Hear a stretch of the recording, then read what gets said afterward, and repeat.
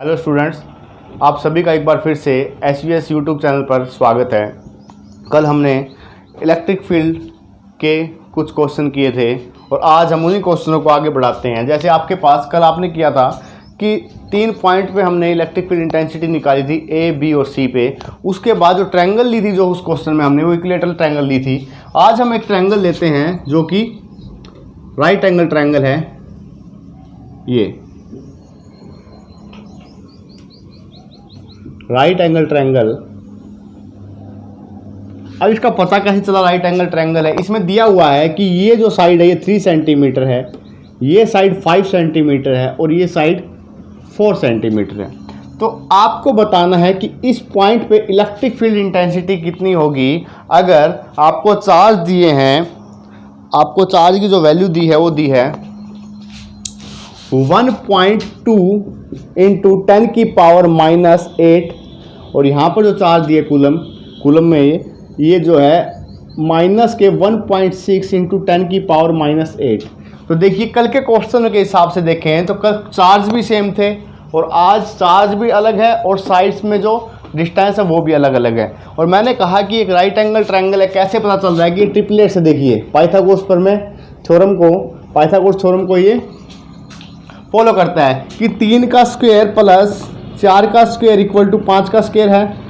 तो मतलब ये हाइपोटेन्यूज हो गई, ये आपका बेस हो गया और ये इसे आप परपेंडिकुलर मान सकते हो। तो आपको निकालना है इस पॉइंट पर ए, बी और सी। इस पॉइंट पे आपको इलेक्ट्रिक फील्ड इंटेंसिटी निकालनी है। अब अगर इस पॉइंट पे निकालनी है तो यहाँ पर मैं एक टेस्ट चार्ज रखूँगा Q0।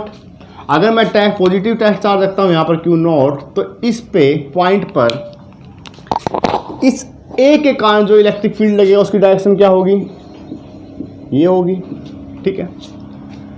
और इस पॉइंट पर सी पर जो टेस्ट चार्ज रखा है उस पर बी के कारण जो इलेक्ट्रिक फील्ड इंटेंसिटी होगी वो क्या होगी? ये इसको अट्रैक्ट करेगा क्योंकि ये माइनस और ये प्लस है, तो ये इसको अट्रैक्ट करेगा तो इसकी डायरेक्शन होगी EB, ठीक है। बाकी कल की तरह ही है कि हमारा जो रिजल्टेंट देगा वो क्या देगा? ये देगा रिजल्टेंट। हमें रिजल्टेंट इलेक्ट्रिक फील्ड इंटेंसिटी निकालनी है एट पॉइंट सी पर। तो इससे पहले हमें रिजल्टेंट निकालने के लिए हमारे पास होना चाहिए E की वैल्यू। E की वैल्यू क्या आएगी? EA की वैल्यू क्या आएगी? EA की वैल्यू अगर मैं निकालूँ तो EA की वैल्यू आएगी K इंटू Q कितना है?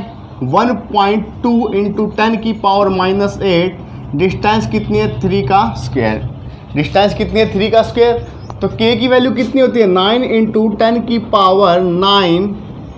ये 4 सेंटीमीटर और ये 3 सेंटीमीटर। और जो K की वैल्यू होती है वो आपकी मीटर में होती है। तो आपको यहाँ पर इस 3 सेंटीमीटर को मीटर में बनाना पड़ेगा। मीटर में बनाने के लिए क्या करोगे? 3 इंटू 10 की पावर -2 की पावर 2, ठीक है।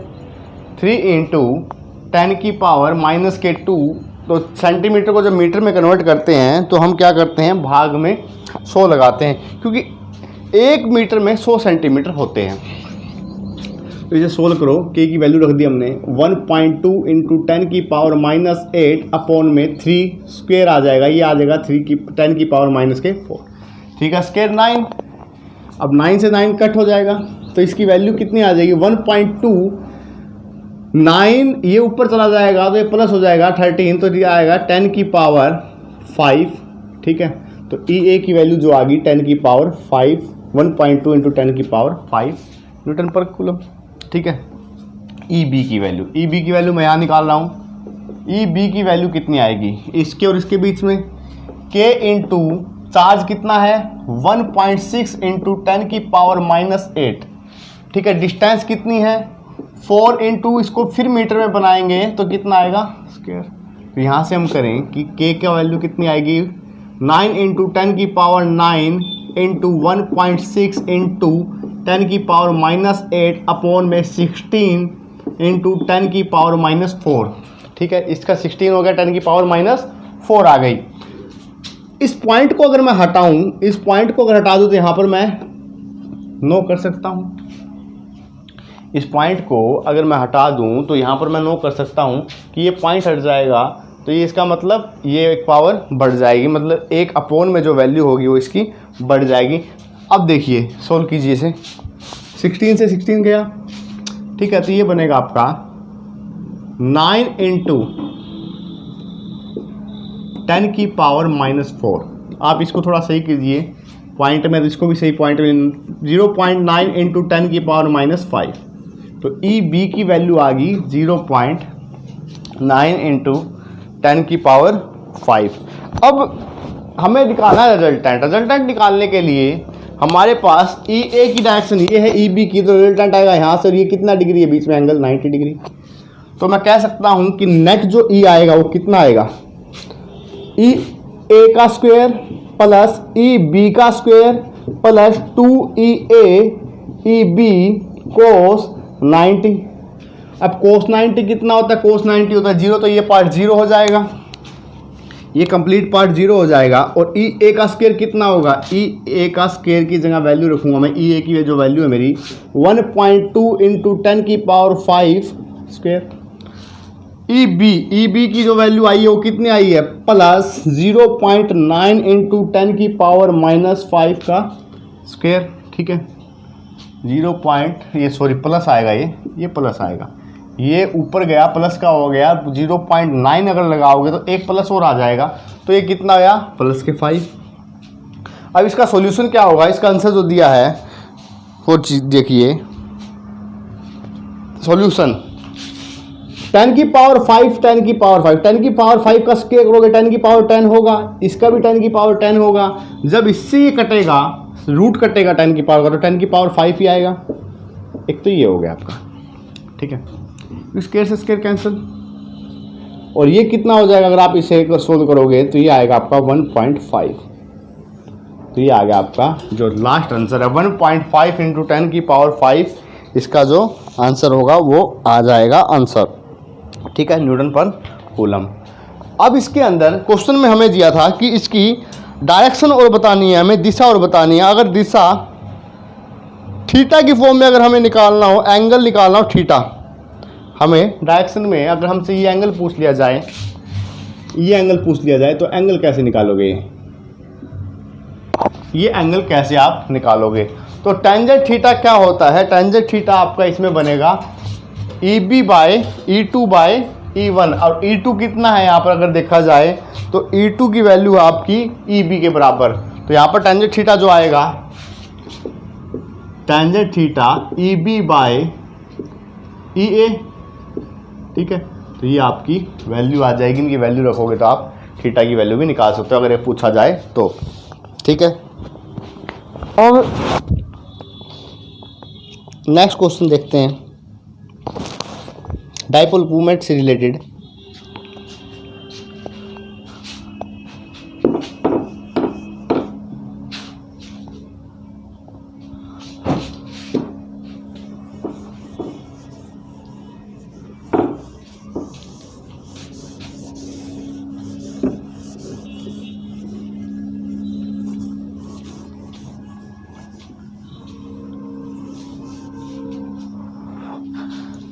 क्या कहता है इसमें कहता है कि एक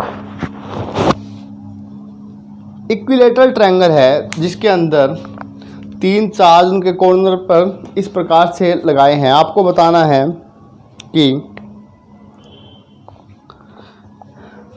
डाइपोल मोमेंट क्या होगा नेट का।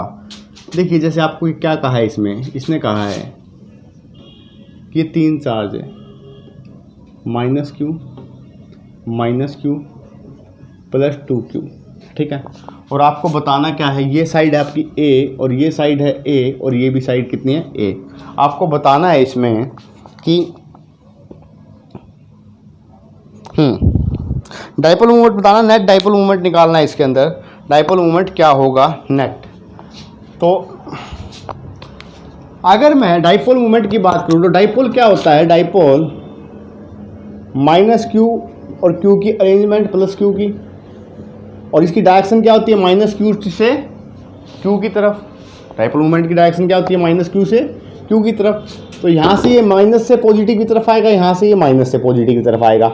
अगर मैं इसको 2 पार्ट में डिवाइड कर दूँ 2q को एक ये, तो एक तो हमारा डाइपोल मूवमेंट आया ये, और एक आएगा ये।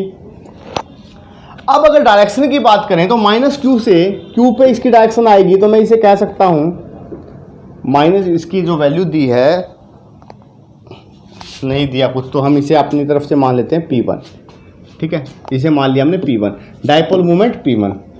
और यहाँ से जो इसकी तरफ आएगा उसकी डायरेक्शन होगी ये, इसे मान लिया मैंने P2, इसे मान लिया P2। और इनका नेट जो आएगा, नेट कहाँ आएगा, नेट आएगा इस डायरेक्शन में, ठीक है। अब मुझे एक बात बताओ, ये एंगल अगर 60 है, इक्विलेटरल ट्रायंगल के सभी एंगल कितने हो 60 के, तो ये भी कितना होगा 60 डिग्री, 60 डिग्री होगा, ठीक है। हमें निकालना नेट, नेट मान लीजिए ये क्या है P निकालना है। P निकालने के लिए हमें क्या करना होगा, P निकालने के लिए वही फॉर्मूला P² 1 P2 का square plus 2P1 P2 into cos 60, यही होगा। अब अगर एक बात बताइए, P1 क्या है यहाँ पर, P1 क्या है, P1 चार्ज कितना है, Q इंटू A नहीं है P1, भाई चार्ज Q है और बीच की डिस्टेंस क्या है A, क्योंकि यहाँ पर जब चार्ज हो 2A तो हम क्या करते हैं Q इंटू 2A, चार्ज का ओनली मैग्नीट्यूड लेते हैं हम, ठीक है। तो यहाँ पर जो डिस्टेंस है दोनों के बीच की A है, तो हम P1 को क्या कहेंगे Q इंटू A, और P2 कितना होगा, P2 भी होगा Q इंटू A। तो यहाँ पर अगर मैं वैल्यू रखूँ Q इंटू A का square plus Q into A का square plus 2Q into A, ठीक है। cos 60 की वैल्यू कितनी होती है, cos 60 की वैल्यू होती है 1/2, cos 60 की वैल्यू आएगी आपकी 1/2, तो 2 से 2 कैंसिल आउट हो गया। तो यहाँ पर देखें QA का square Q square A square, QA का square Q square A square, और QA इंटू QA हो गया आपका 3 बार आ जाएगा Q square A square plus Q square A square plus Q square plus A square, sorry Q square A square, ठीक है। तो मैं इसके अंदर कह सकता हूँ कि ये वैल्यू जो आई मेरी 3Q square A square root में, और बाहर निकालूंगा तो रहेगा 3QA, जो आपकी डाइपोल की वैल्यू जो आई वो कितनी आई, √3QA। तो नेट डाइपोल जो आया हमारा √3QA। आपको ये फॉर्मूला ध्यान रखना है जो हम नेट निकालने के लिए यूज़ करते हैं, और किसी पे मत जाइए आप। अक्सर आपको बुक्स में ये दिया हुआ इसको 30, इसको 30, तो नेट क्या आएगा P cos 30 plus P1 cos 30, P2 cos 30, वो भी ठीक है, गलत नहीं है, उससे भी निकल सकता है, लेकिन हम एक ही तरह से करें तो बेटर है। नेक्स्ट,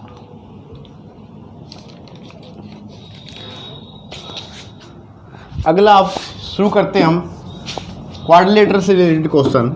स्क्वायर जिसके अंदर दिया है, क्वेश्चन में दिया है कि एक स्क्वायर है, क्वेश्चन में हमें दिया है कि एक स्क्वायर है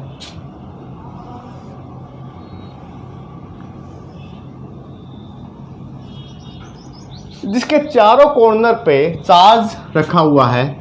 इस पे चार्ज है 2Q, इस पे चार्ज है 2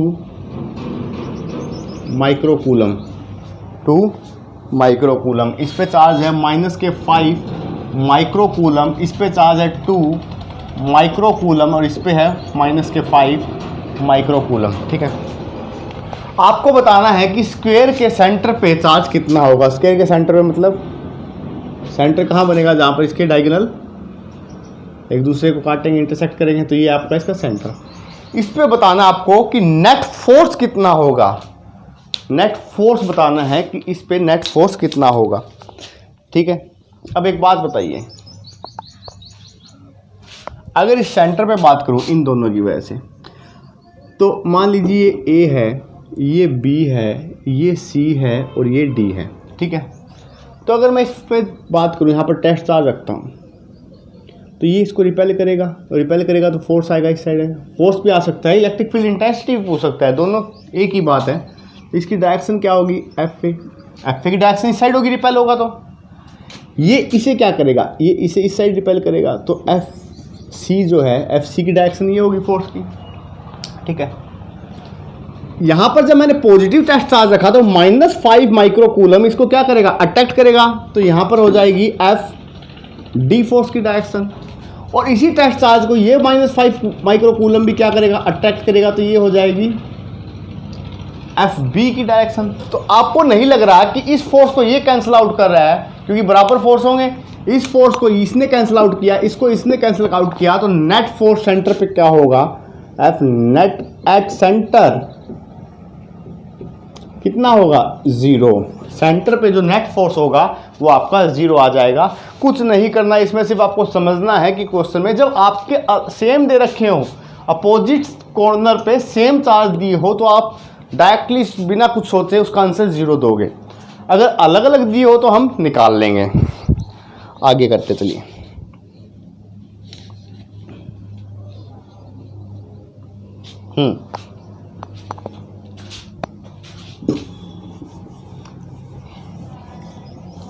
ये भी अच्छा क्वेश्चन है कि एक इलेक्ट्रिक फील्ड के अंदर 3 चार्ज की जो ट्रैक है वो दे रखे हैं। आपको बताना है कि चार्ज मास रेशो किसका ज़्यादा होगा। सिर्फ समझने का क्वेश्चन और कुछ नहीं है इसमें। एक इलेक्ट्रिक फील्ड अप्लाई किया हुआ हमने, नेगेटिव, ये नेगेटिव प्लेट है, ये पॉजिटिव चार्ज है, ठीक है। अब यहाँ पर दे रखा है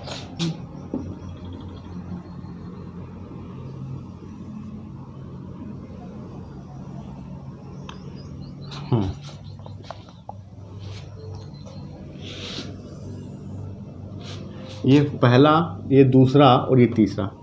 आपको बताना है कि चार्ज मास रेशो Q/M किसका ज़्यादा है, Q/M किसका ज़्यादा होगा, आपको ये बताना है इसमें, ठीक है। अब आपको पता है कि जब इलेक्ट्रिक फील्ड के अंदर चार्ज के ऊपर इलेक्ट्रिक फील्ड अप्लाई किया तो एक्सेलरेट हुआ। ये दूसरा, ये इसकी तरफ जा रहा है तो इसका मतलब ये नेगेटिव चार्ज है, भाई पॉजिटिव की तरफ नेगेटिव चार्ज जाएगा। ये भी नेगेटिव चार्ज इस पॉजिटिव है तो प्लेट, ये चार्ज पॉजिटिव होगा। अब आपको ये बताना है कि इसके अंदर सबसे ज़्यादा रेशो चार्ज बाय मास किसका, चार्ज और मास का रेशो किसका ज़्यादा होगा। समझिए, अगर मैं यहाँ से वेलोसिटी की बात करूँ तो इनिशियल वेलोसिटी 0 है, इनिशियल वेलोसिटी चार्ज की 0 होगी, फाइनल वेलोसिटी कुछ होगी।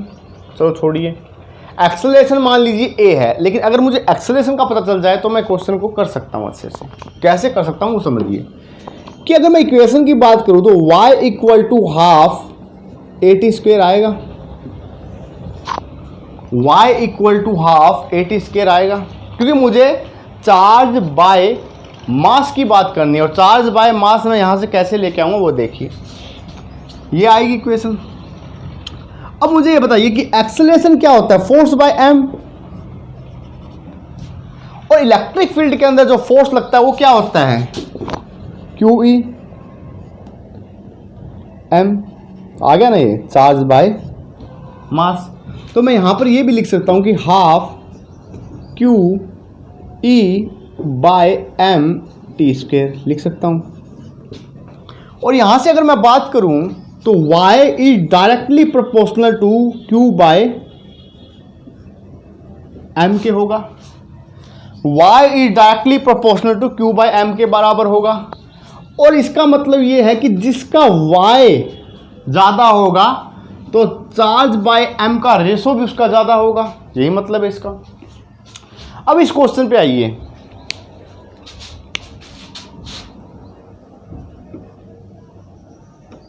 ये मान लीजिए, और ये आपका ये S1, ये S2 और ये कितना S3। तो इसमें से हमें साफ पता चल रहा है कि S3 greater than S2 greater than S1, ठीक है। और ये जो S1 है ये किसकी फॉर्म में, Y की फॉर्म में, भाई X एक्सिस, और ये क्या होगा Y एक्सिस। तो इसमें जो वर्टिकल कंपोनेंट है वो Y एक्सिस, और वर्टिकल के हिसाब से देखें तो S3 सबसे ज़्यादा है। यहाँ से S3 सबसे ज़्यादा है तो इसका मतलब S3 का चार्ज बाय मास रेशो भी ज़्यादा होगा। तो इसका मतलब हम कह सकते हैं कि 3 नंबर पे जो चार्ज है उसका चार्ज बाय रेशो सबसे ज़्यादा होगा, उसका चार्ज बाय रेशो सबसे ज़्यादा होगा। ठीक है, आगे चलते हैं, क्वेश्चन एक और करते हैं।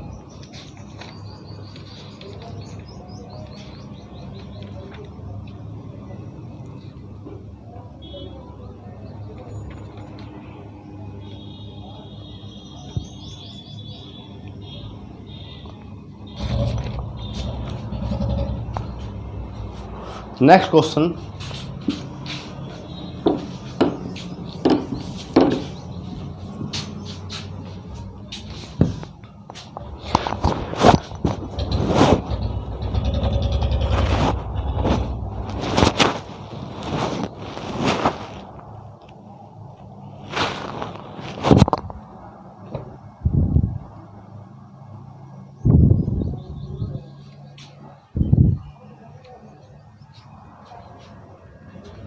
नेक्स्ट क्वेश्चन आप खुद करोगे घर से, कल की क्लास में मैं फिर बाद में अगर कोई प्रॉब्लम हुई तो करवा दूंगा।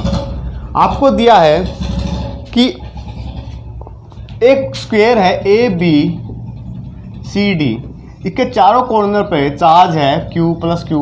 ठीक है, आपको बताना है कि पॉइंट डी पर नेट फोर्स कितना लगेगा, इस पॉइंट डी पर नेट फोर्स कितना लगेगा अगर इसकी साइड्स ए हो। ठीक है, इसकी साइड ए डी हो। थोड़ा सा मैं हिंट दे देता हूँ कि ये जो फोर्स होगा एफ डी सी, ये जो फोर्स होगा ये होगा एफ डी ए। ठीक है, शायद इससे रिलेटेड मैंने क्वेश्चन करवाया भी होगा, नहीं करवाया। और अगर ये साइड की बात करें,